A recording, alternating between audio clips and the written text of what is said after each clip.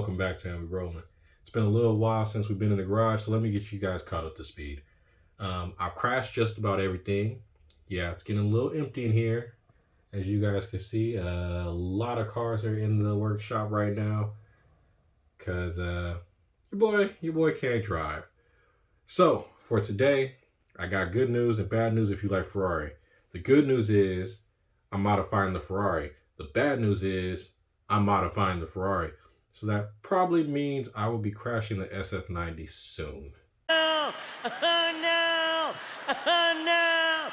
I can't believe this! I hope not. I really hope not. Besides that, your boy took a ride on a helicopter for the first time.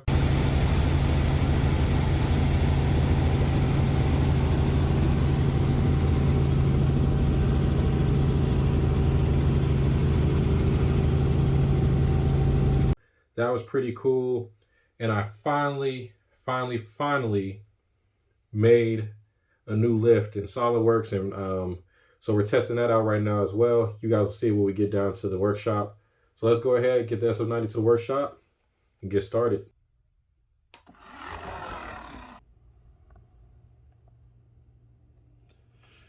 So as we talked about before, we're going to be modifying the SF90 today.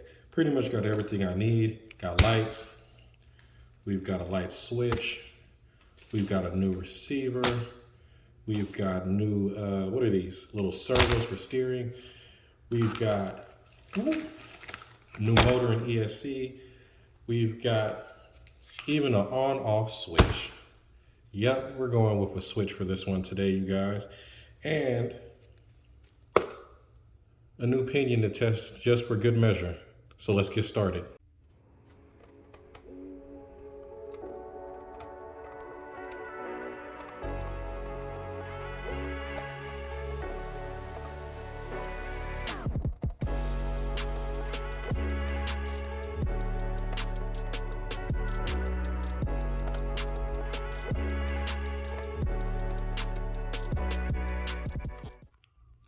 So I'm finally inside the SF90. I'm not gonna lie, you guys, I have to go off camera because I was having the hardest time separating the body from the chassis. So it is 8 screws, but for whatever reason, the back of this car, it really hooks in there. So if you guys take apart your SF90, what I did was I stuck a screwdriver under the center part here and pried it up because the back end was just stuck. At first I thought the red was separate from the black, so kind of scratched up the paint trying to separate it, but it's one thing, guys. The bumper screws on to it. So all of this comes off together. And then when you get that off, you just have this part. So y'all know the deal. I'm gonna strip these electronics and then we'll get started on putting in the new electronics.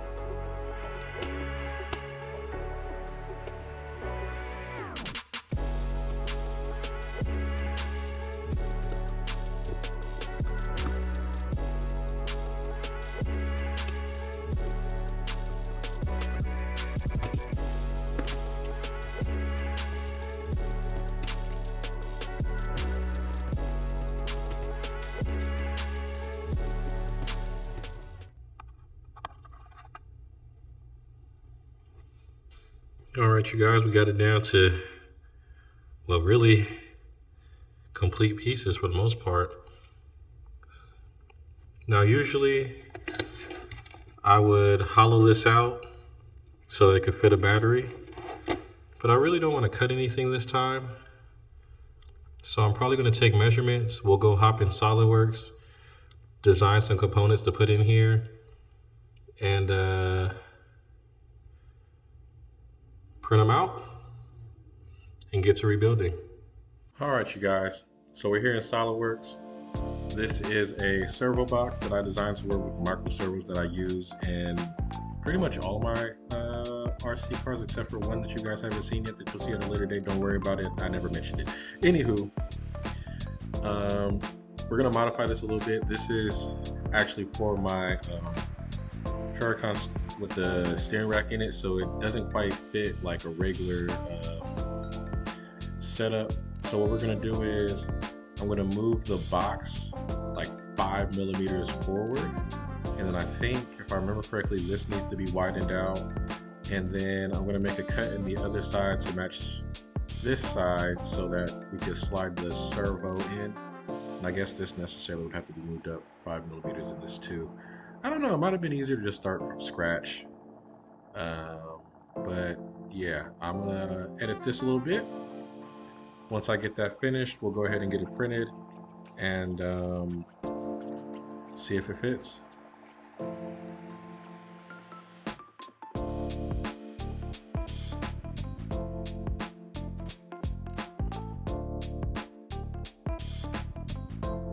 We got our part edited finally. Y'all don't want to know how long that took. I know it looks the same. It's not the same. It's the same, but it's not the same. It's different. It's 5 millimeters different. So we dropped that into Cura, and yeah, it says it'll take about 48 minutes to print. So while we're waiting on that, let's head back down to the garage, see if we could get the wheels off and the motor out. We'll work on that. Then once this is done printing, we'll see if it fits. Hopefully it does, because I don't want to make any more changes, and we'll take it from there. Now, like previous videos, you guys saw me drill the center. On the newer cars, you do not drill the center. Some of y'all might have remembered.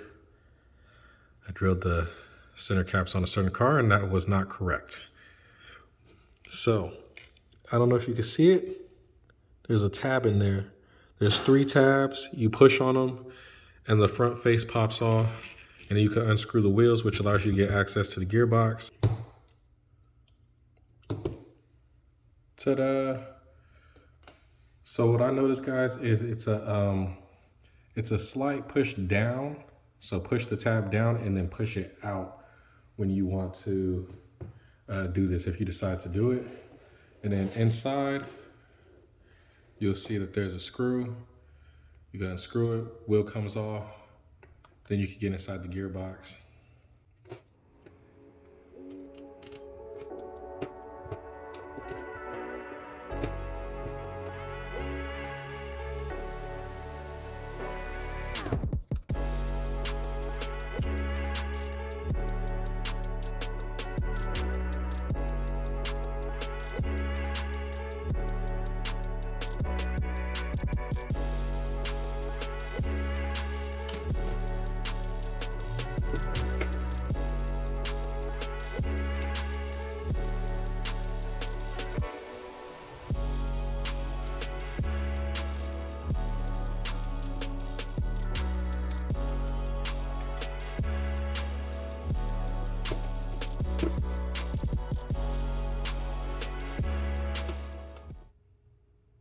So here's the inside of the gearbox. Looks pretty much like every other Rastar car so far. I really like these because easily modifiable and relatively reliable if you're not me. So let's go ahead and get started on this. If you've seen a video by me before, y'all already know what I'm about to do. I gotta put metal gears in the diff.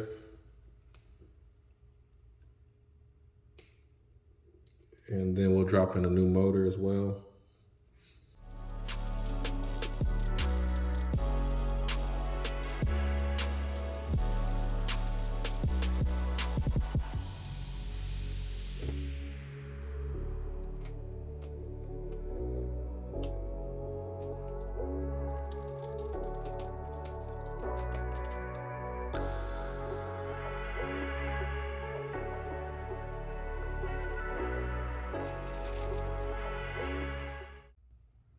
This is a ProTech White Premier grease.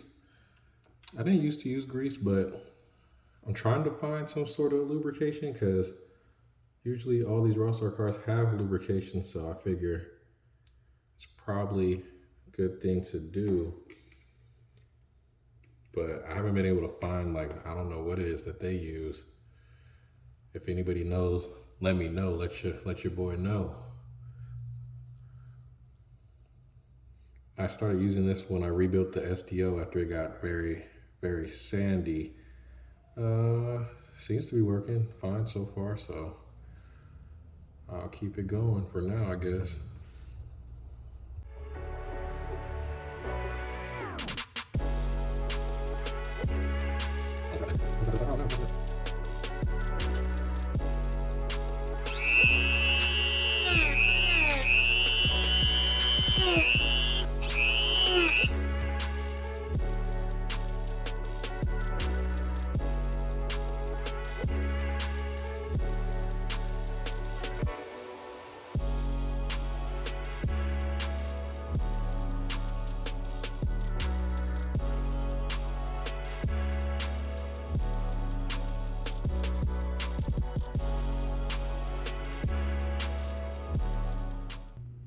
So using a spare motor, I basically just took a soldering iron and melted the pieces that I cut off of the original gearbox, like the little plastic parts, on in a way that it would hold the new motor in.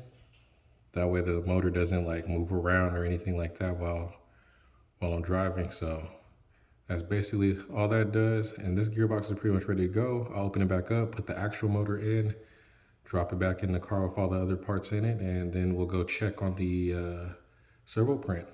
So the wheels are back on, gearbox is in. All we need to do is mount the front servo for the steering and wire up the lights and whatnot.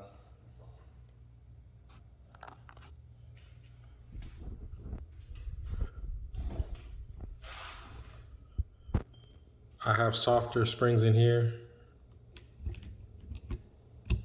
They're shorter and softer than stock because if you don't do it, the car will be bouncing around like crazy at speed. It still kind of bounces at speed, but at least this way it's a little bit better. And here's our new servo holder. So let me go ahead and get this freed of all the extra print and to see if I got the measurements right.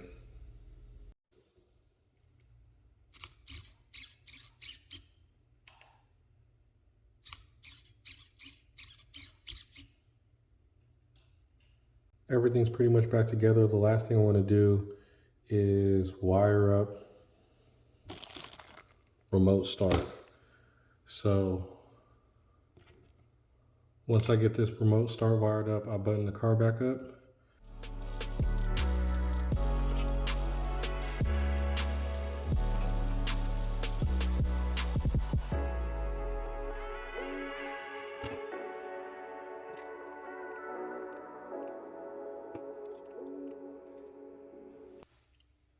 Okay, everything should be wired up now. Gonna test if this remote works, so.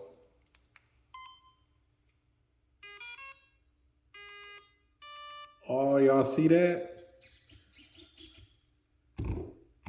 We got remote on off on the Rari.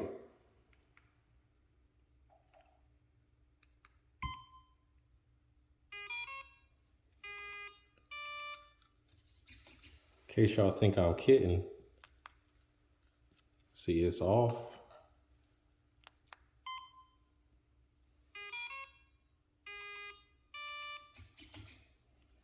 All right, you guys, so all I gotta do is package it all up because as y'all can see, there's a lot of wires everywhere, and put the car back together. Before I do that though, I'll give you guys a closer look. So this is our, this is for the remote start. This is a little bit different than the BMW, if you guys watch that one, because this one's wired directly to the battery. I don't have an external battery powering it. This time I wanted to just make it simple. And pretty much that's it. You know, we got the lights in here, ESC for the motor, receiver, and then the splitter. So this is powered directly from the LiPo and then the light switch. So I'm gonna figure out how to package this all up, close it up. We're good to go. The SF90 is finally back together. You guys have no idea how long that took. This video probably ended up being 15, 20 minutes max. It was not 15 to 20 minutes worth of work. But anyways, let's make sure everything's working.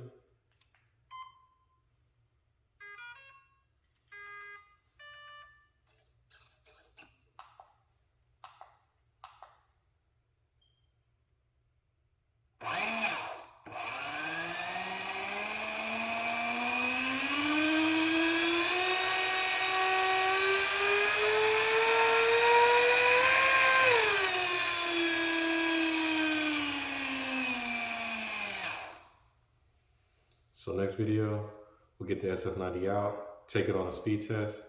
Until next time, let's keep it rolling.